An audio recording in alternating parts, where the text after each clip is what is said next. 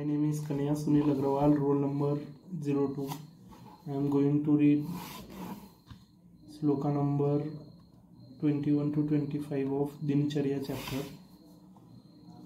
Hinsastenyam peshunyam parushanrute.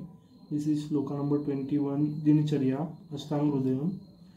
Sambitralapam vyapadmabhityam drun viparyayam papam karmite dashada kayavandamam setyastyejet.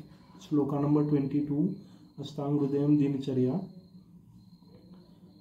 Avritya vyadi shokartha nrutet shrititah atmavrittistam pashyedapi kitapimpalikam. Sloka number 23, Dinacharya, Ashtanga Hridayam. Vimukhatrinyam krotra varnet nashipet. Sloka number 24, second chapter, Dinacharya, Ashtanga Hridayam. Upakara pradhanah syadapakar prehe pyaroha sampadi padasvekamna heta vishwar falehe na tu. Sloka number 25, Ashtanga Hridayam, Dinacharya.